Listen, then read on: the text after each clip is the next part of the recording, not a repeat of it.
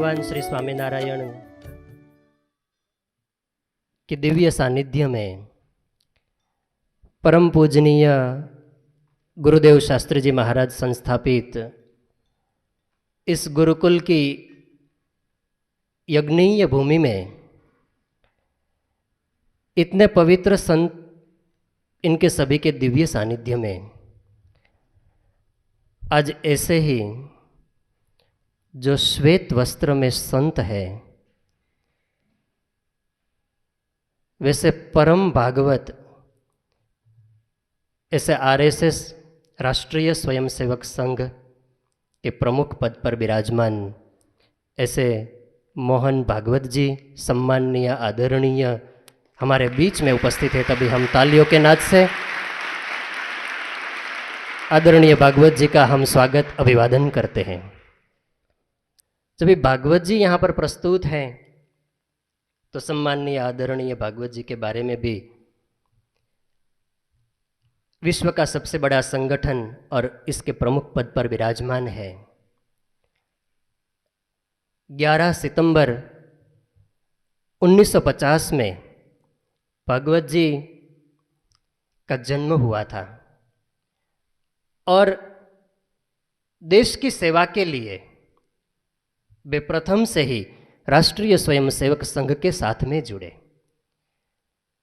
राष्ट्रीय स्वयंसेवक संघ में आज प्रमुख पद पर विराजमान है, तब राष्ट्रीय स्वयंसेवक संघ और उनके साथ में भागवत जी, इनका दोनों का भारत देश का सबसे बड़ा यदि कोई प्रदान है तो हमारे भारत के सम्माननीय प्रधानमंत्री श्री नरेंद्र मोदी साहब और गृह मंत्री अमित भाई शाह, राजनाथ सिंह जी, नितिन गडकरी जी, ये सभी राष्ट्रीय स्वयंसेवक संघ के एक समय कार्यकर्ता थे, वो स्वयंसेवक थे।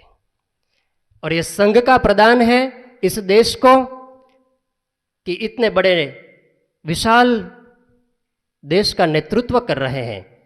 और आज हम अंतिम 6 साल से देख रहे हैं कि भारत विश्व भर में इसका कहते हैं कि नामना बदल गई, एक विराट रूप में उभर आया है। तो उसका कोई भी कारण है तो हमारे प्रधानमंत्री और प्रधानमंत्री इनके साथ में मोहन जी और पूरा स्वयंसेवक संघ इसके साथ में है।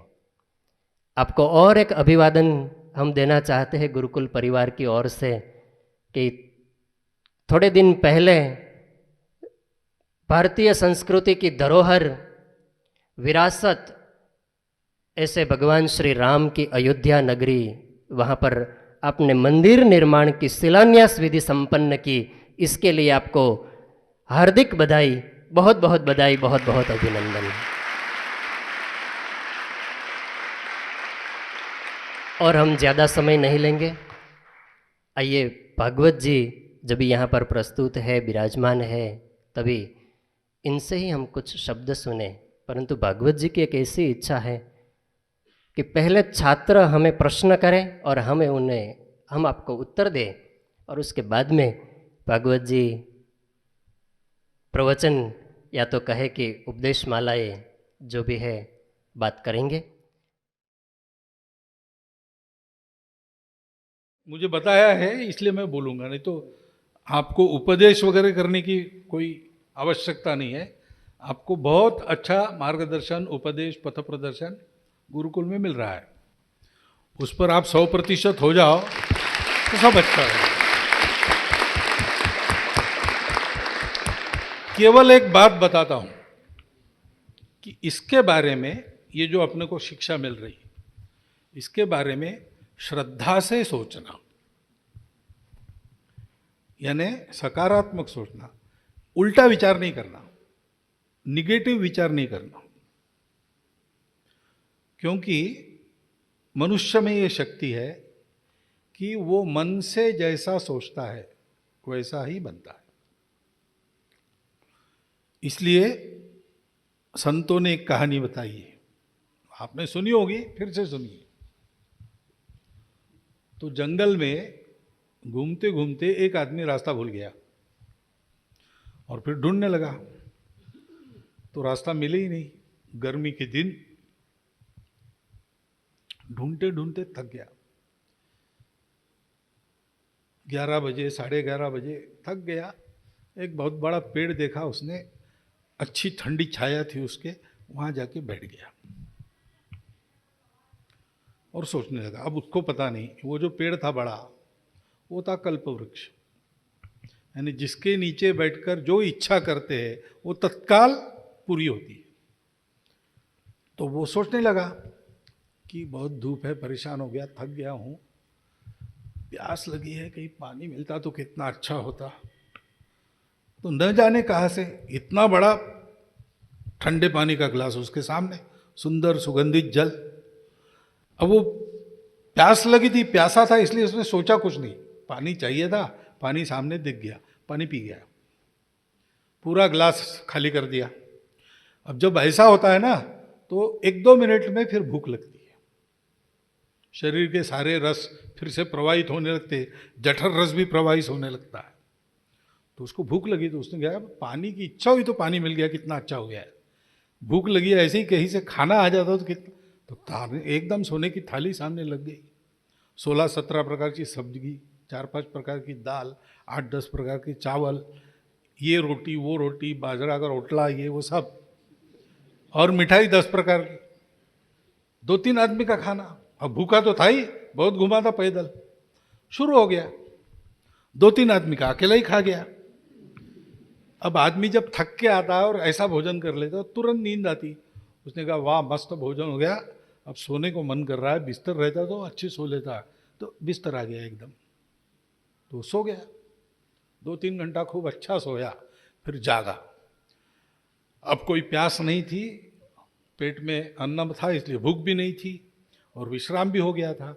ऐसा आदमी फिर विचार करता है, तो सोचने लगा कि पानी मन में आया, सामने आ गया, भूख लगी, भोजन आ गया, नींद आई, बिस्तर आ गया, यहाँ है तो नहीं कोई, गांव भी नहीं है आसपास, कोई आता जाता भी नहीं है, घना जंगल है, यहाँ कोई भूत भूत तो नहीं। मन में भूत आया, सामने खड़ा हो गया भूत, कल्पवृक्ष के नीचे था ना, ऊंचा पूरा, काला गलोटा, लाल लाल आंखें, बड़े बड़े दांत, 2 सींग। तो इसने देखा, अब ऐसा कुछ दिखता है तो लगता है कि वो गुस्से में अपने को ही मारेगा। तो ये सोचने लगा, अरे ये तो सचमुच यहाँ भूत है, गुस्से में है, ये मारेगा तो नहीं मुझे, खा तो नहीं जाएगा। बस मन में आ गया, भूत ने उसको खा लिया। अपना मन स्वयं का ऐसा कल्पवृक्ष है ना। भगवत गीता में मन एव मनुष्याणाम कारणम बंध मोक्षयो, मनुष्य मुक्त भी मन से होता है, मन के साथ उपयोग से, मन साधन बनाकर होता है, और बांधा भी जाता है मन के कारण ही।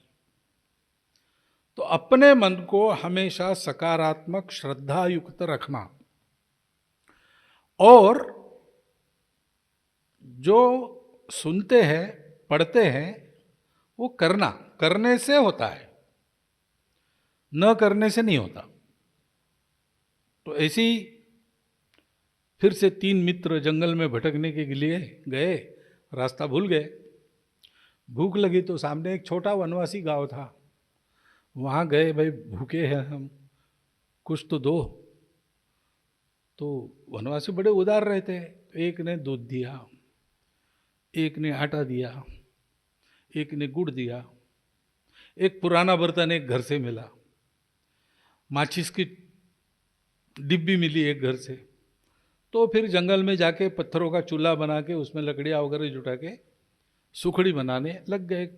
अब गपशप में सुखड़ी बहुत ही सूख गई, इतनी सी बन गई, खाना है 3 लोगों को, क्या करेंगे।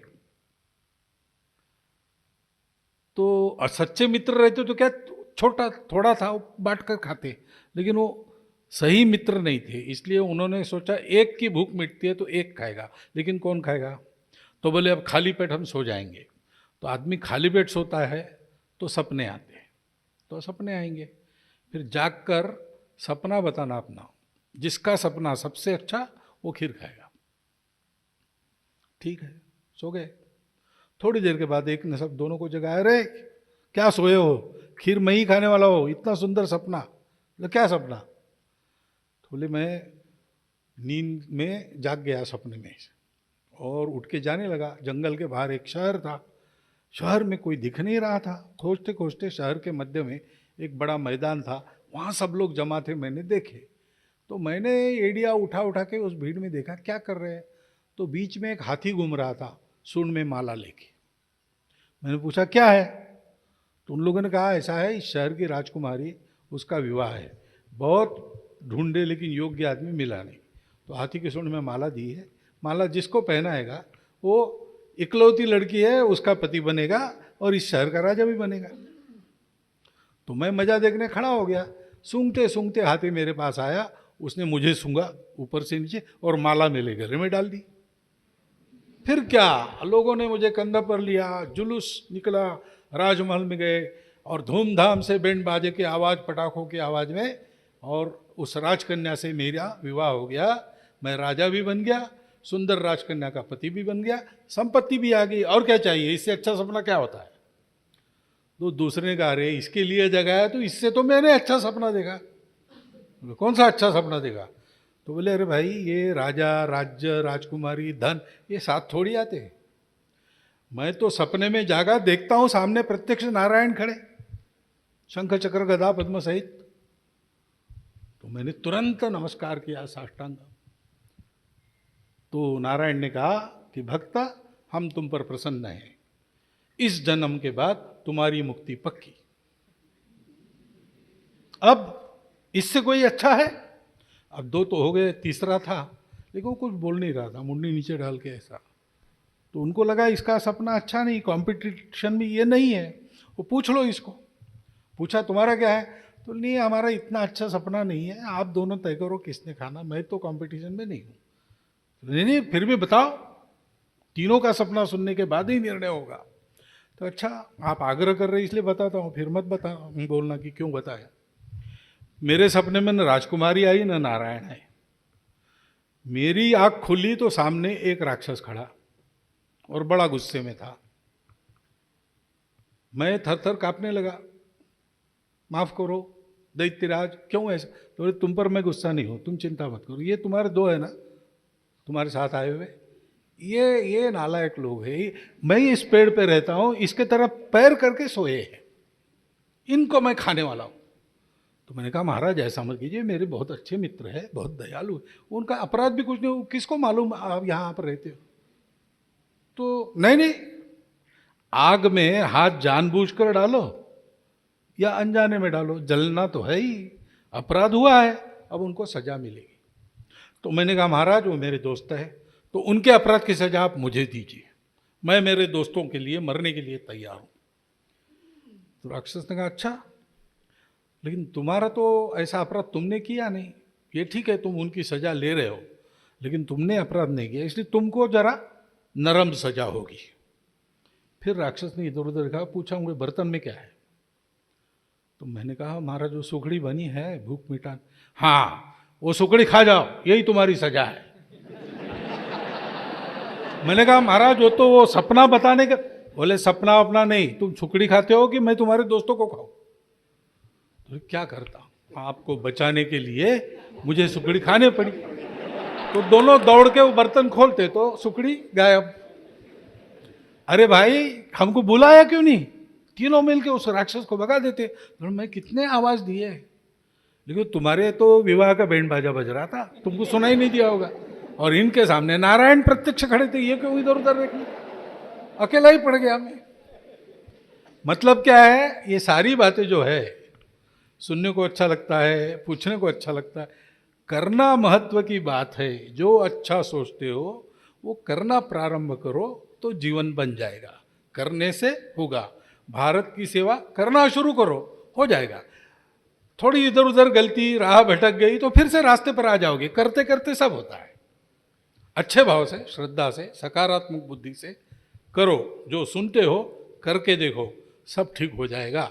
ऐसी दो कहानियां मैंने सुनी थी, वो मैंने बताई। सर, आरएसएस देश की सेवा के लिए क्या काम करता है? तो कोई भी काम करना है तो योग्यता चाहिए, बड़ा काम करना है तो बड़ी योग्यता चाहिए। और योग्यता एक क्षमता होती है, लेकिन क्षमता का प्रयोग करने की आदत चाहिए। तो संघ अच्छी आदतें लगाने का काम करता है, ये पहली बात है। रोज की शाखा में शारीरिक बौद्धिक कार्यक्रम, उसमें से सबको साथ लेकर चलना, सबके साथ चलना, सबको अपना मानना और अपनों के लिए जीना,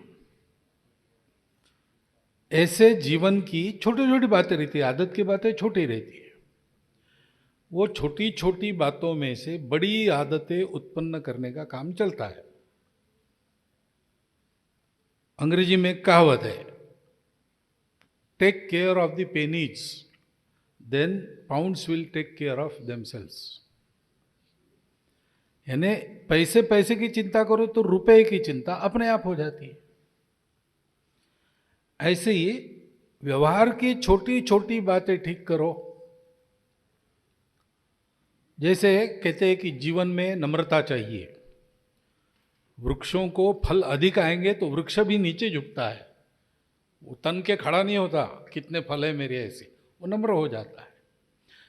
अभी वर्णन बहुत अच्छा है, लेकिन इसकी आदत क्या है? घर में माता पिता का चरण स्पर्श रोज करो, गुरुजनों के सामने झुक जाओ। छोटी बात है, लेकिन आदमी नम्रता सीखता है। मैंने ऐसा देखा है कि जहाँ ये आदतें अच्छी अभी भी कायम है, वहाँ का कोई बड़ा सेक्रेटरी वगैरह सेंट्रल गवर्नमेंट का, तो उसके गांव के बुजुर्ग उसको मिलने के लिए आए ऑफिस में, तो उसने उनको चरण स्पर्श किया। बाद में उनके मित्रों ने पूछा कि क्या है, वो तो गांव का आदमी धोती पहना। बोले वो बड़े हमारे बुजुर्ग हैं, बुजुर्गों के सामने झुकना पड़ता है। अभी एक छोटी आदत है, उससे बड़ी बात बनती है। इसके कार्यक्रम संघ करता है। दूसरी बात, संघ स्पष्ट कल्पना देता है। अच्छा काम करना यानी क्या काम करना, वो क्यों करना। दूसरों की सेवा अच्छा काम है, लेकिन दूसरे है तो सेवा क्यों करना। तो जिनको हम दूसरा मानते हैं उनमें भी वही आत्मा है जो हम में है। दुनिया में सेवा करने की बात बहुत लोग करेंगे, लेकिन सेवा क्यों करना है साहब, दुनिया के किसी भी देश में पूछेंगे तो उनके पास उत्तर नहीं है। केवल भारत के पास उत्तर है। भारत कहता है आप किसी दूसरे की सेवा नहीं करते, आप अपनी ही सेवा, उसकी सेवा करके आपकी उन्नति होती है, उसको जो राहत मिलती होगी मिलती होगी। अब ये क्यों है? क्योंकि हमारे यहाँ आत्मा नाम की एक चीज जानी जाती है, मानी जाती है। ये शुद्ध भारतीय, अपना भारत यानी क्या है, केवल भूगोल नहीं है। उसकी ये सारी सत्य पर आधारित मूल्य, उस पर आधारित धर्म, उस पर आधारित संस्कृति, उसकी जानकारी चाहिए। भारत क्या है, भारत कितना था, भारत को कितना बड़ा होना है, भारत के इतिहास में कौन कौन गौरवशाली पुरुष हो, ऐसी सारी जानकारी संघ के कार्यक्रमों में से स्वयंसेवक सीखता है। उसके मन में स्वाभिमान जागता है। ऐसा निरंतर काम संघ करता है। और इस काम में से जो लोग तैयार होते हैं वो फिर अलग अलग काम करते हैं। जैसे भी नाम लिए, राजनीति में लोग हैं जिन्होंने अच्छे काम किए। क्यों कर सके? इसलिए कि ऐसी आदतों में तैयार होकर वहां गए। ऐसे जीवन के हर क्षेत्र में स्वयंसेवक काम कर रहे हैं वहां का परिष्कार करने के लिए। लेकिन संघ क्या करता है? संघ इन लोगों को तैयार करता है। तो हम कहते हैं कि संघ मनुष्य निर्माण का काम करता है।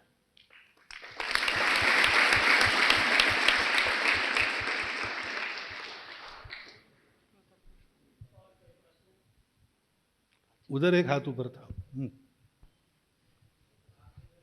सर, आपका राजकोट में आने का कारण क्या है? हे भगवान। अच्छा, और आपका क्या प्रश्न है? आपकी दृष्टि में हाँ, राष्ट्र धर्म की व्याख्या क्या है? ओहो, राष्ट्र और धर्म की राष्ट्र धर्म? राष्ट्र धर्म। तो ऐसा है, मैं राजकोट में इसलिए आया कि यहाँ हमारे कार्यकर्ताओं की बैठक, हमको ये काम चलाना है तो जाना पड़ता है ना। ये तो ऑनलाइन होने वाला काम नहीं है, ये मिलना पड़ता है। हाँ? अभी आप ऑनलाइन पढ़ रहे हैं, बात ठीक है, लेकिन ऑनलाइन प्रैक्टिकल नहीं होता, वो तो प्रत्यक्ष करना पड़ता है। तो इसलिए हमको ऐसे बार बार जाना पड़ता है। तो उसका प्रवास निर्धारित होता है, कौन कहाँ जाएगा, वहाँ क्या कार्यक्रम होंगे। वो कार्यक्रम है इसलिए मैं यहाँ आया, और वो कार्यक्रम यहाँ पर है इसलिए मैं इस परिसर में आया। तो राष्ट्र धर्म, धर्म का अर्थ एक होता है अपना स्वभाव धर्म है। जैसे आग का धर्म है जलाना, पानी का धर्म है बहना। हमको मैट्रिक में किताब थी general properties of matter, physics में, वो मराठी में पढ़ा हूँ मैं, तो मराठी में उसका नाम था सामान्य वस्तु धर्म। तो धर्म का अर्थ है स्वभाव।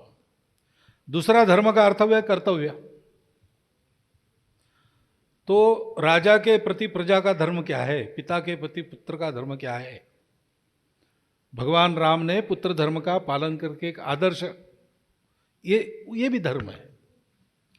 तीसरा धर्म का अर्थ है जो सबको जोड़ता है, बिखरने नहीं देता, उन्नत करता है, ऊपर उठाता है। इसको कहते हैं धारणा। तो संस्कृत में है धारणा धर्म इत्याहु। जो धारणा करता है वो धर्म है, जो तोड़ता है वो धर्म नहीं है, जो जोड़ता है वो धर्म है। जो नीचे गिराता है वो अधर्म है, जो ऊपर उठाता है वो धर्म है। और चौथी बात है अभ्युदय, यानी इस जीवन का भौतिक सुख, और निश्रेयस यानी पारलौकिक सुख, आध्यात्मिक सुख। इन दोनों की प्राप्ति जिससे होती है वो धर्म है। अब इन चारों को हम जोड़ दे तो मैं ऐसे कहूंगा कि इस लोक में और परलोक में सब सुखी हो, इसलिए सबको जोड़ने वाला, सबको उन्नत करने वाला, और ये होने के लिए सबके अपने अपने स्वभाव के अनुसार उनके कर्तव्य को निर्धारित करने वाला जो तत्व है उसको धर्म कहते हैं। अब ये जो है धर्म, वो सारी दुनिया में समय समय पर देने का काम भारत का है, क्योंकि धर्म तो एक भावना है, एक तत्व है, अमूर्त है। वो आचरण से, धर्म है यानी क्या है, कोई ना कोई व्यक्ति धर्म का आचरण करता है तब धर्म दिखता है। आचारात प्रभो धर्म। तो धर्म का आचरण करने वाला देश है भारत। वो अपने आचरण से पूरी दुनिया को धर्म देना, ये उसका प्रयोजन है। इसके लिए भारत के राष्ट्र की निर्मिति हुई। ये धर्म कल्पना भारत में ही है। धर्म नाम का शब्द केवल भारतीय भाषाओं में है, और किसी भाषा में इस अर्थ का शब्द नहीं है। वो रिलीजन वगैरह कहते हैं, लेकिन वो बहुत छोटा है। इसलिए ये धर्म देने का प्रयोजन भारत का है। तो भारत को उसके योग्य बनाना, भारत के लोगों को, भारत की सत्ता को, भारत की सेना को इसके लिए योग्य बनाना, इसको हम कहते हैं राष्ट्र धर्म। तो राष्ट्र के प्रति अपना कर्तव्य, राष्ट्र को अपना मानकर सेवा करने का अपना स्वभाव, और संपूर्ण राष्ट्र को जोड़ते हुए ऊपर उठाना, ताकि राष्ट्र में सब लोग भौतिक जीवन में भी और आध्यात्मिक जीवन में भी सुखी हो, और ये धर्म पूरे दुनिया को उनके द्वारा मिले, ऐसा देश खड़ा करना, ये राष्ट्र धर्म है। ऐसा संगम में हम कहते है। कुछ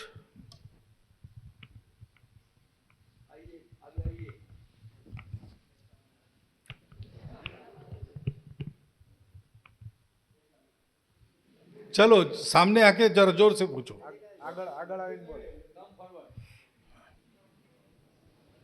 हाँ, आज जोर से बोलो।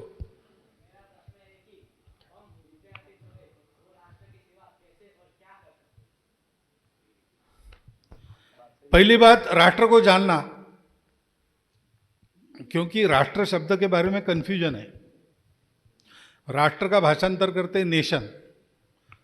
अपनी भाषा में राष्ट्र है, भारतीय भाषा में ही राष्ट्र है, क्योंकि अपनी अलग कल्पना। उनके यहाँ नेशन यानी क्या होता है, सत्ता यानी राष्ट्र है। सत्ता समाप्त तो राष्ट्र समाप्त। हमारे यहाँ राष्ट्र यानी अपनी संस्कृति है, वो कभी समाप्त नहीं होती। तो अपना राष्ट्र है यानी क्या क्या है वो सब जानना। अपनी भूमि है, तो भारत भूमि कितनी बड़ी, आज जो नक्शे में भारत कहते हैं उतना ही भारत नहीं है। उत्तरम यत् समुद्रस्य हिमाद्रेश्चैव दक्षिणम, समुद्र और हिमाद्री, आज हिमालय थोड़ा सा बताते हैं, तिब्बत जिसके परे है, लेकिन वास्तव में हिंदू कुश भारत के वायव्य में, वहाँ से लेकर तो पूर्व में अराकान, यहाँ तक पूरी अखंड पर्वतमाला है जो हिमालय है। उसके अलग अलग अंग है, हिंदू कुश है, काराकोरम है, शिवालिक है, ये सारे उसके अंग है। उससे समुद्र पर्यंत वो भारतवर्ष है। आज उसको सबको भारत नहीं, उसमें किसी को अफगानिस्तान कहते हैं, किसी को बांग्लादेश कहते हैं, वास्तव में है भारत। तो भारत के पूर्वज, भारत की संस्कृति, भारत की प्रकृति यानी निसर्ग, हिमालय है, सह्याद्री है, अरावली है, नदियाँ कौन कौन सी है, कहाँ से निकलती, कहाँ मिलती, ये सारी जानकारी देश के प्रति भक्ति जागृत करती है। देश का इतिहास, उसमें कौन कौन महापुरुष थे, उनका चरित्र क्या है, ये सारी जानकारी प्राप्त करना अच्छी तरह से। दूसरा, राष्ट्र की सेवा करनी है तो त्याग और संयम पूर्वक जीने की आदत चाहिए।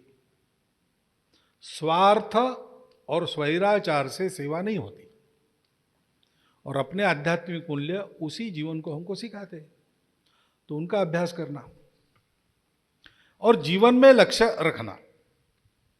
मैं अपने जीवन को स्वस्थ, सत्य, शिव, सुंदर बनाऊंगा और उस जीवन का उपयोग सबका जीवन स्वस्थ, सत्य, शिवम, सुंदरम ऐसा करने के लिए करूंगा। ऐसा करने में कष्ट होता है, तो कष्ट करने की भी आदत चाहिए। कई आदतें इस आयु में हम लोग ग्रहण कर सकते हैं, तो अपनी तैयारी हो सकती है राष्ट्र सेवा करने की।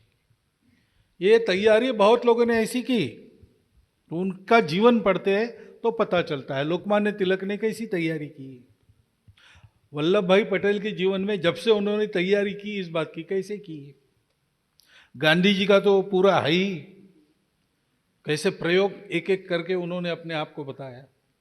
संघ के संस्थापक डॉक्टर हेडगेवार, उन्होंने कैसी तैयारी की। छत्रपति शिवाजी महाराज, राणा प्रताप, ये सब लोग हैं ना, अपने देश के महापुरुषों ने जीवन में इसकी तैयारी करके काम किया। वो उन्होंने कैसी की, वैसी ही हमको करनी पड़ेगी। भाषा बदलती है, पाठ्यक्रम बदलता है, ये सब बदलता है, लेकिन जो मूल बातें हैं वो बातें वही रहती है। तो उन चरित्रों को पढ़ना, उससे प्रेरणा लेना, अपने आप को वैसा बनाने का प्रयास करना।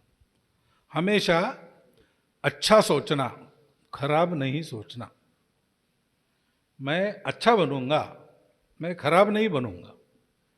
और अच्छा क्या है और खराब क्या है, ये कैसे पहचानना, उसके लिए गुरुकुल का पाठ्यक्रम है। उससे पता चलता है सही क्या है, गलत क्या है।